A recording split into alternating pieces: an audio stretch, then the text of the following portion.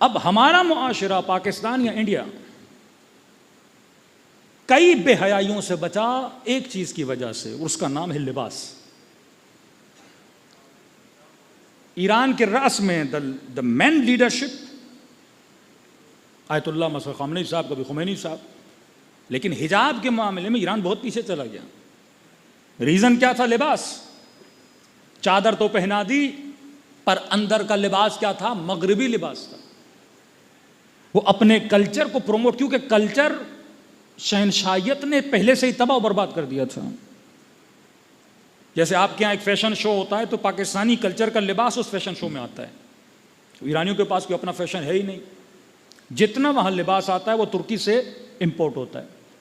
तुर्किया किसको फॉलो करता है? मगरिब को फॉलो करता है। कभी घूमना नसीब हो तुर्की चले जाइए, रोज़ा रखते हैं, इफ्तारी में शराब पीते हैं, तो ये तुर्की का।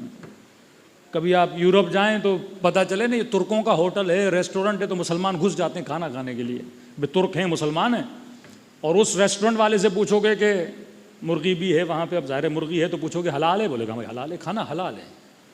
अब उसका मतलब हलाल से ये है कि मुर्गी हलाल है, उसका मतलब ये नहीं कि कटाई हलाल है। वो कहते हैं हलाल से मतलब खिंजीर नहीं है, सुअर नहीं है, मुर्गी है। कटाई उसकी वही है जो काफिरों वाली कटाई है। क्योंकि इस कदर इनके दीन को तबाह बर्बाद कर दिया। कल्चर गया तो दीन गया। मस्जिदें खूबसूरत, करातें बड़ी अच्छी, लेकिन किसी भी जवान से पूछो, उर्दू का एक मुहावरा है कि कोई बंदा कहता है तुम्हारा मुंह लाल, फितरतन तुम्हारा रंग चेहरा लाल है और मेरा नहीं है, तो मैं अपने मुंह पे चपेड़े मार के तो उससे ज़्यादा लाल करूंगा।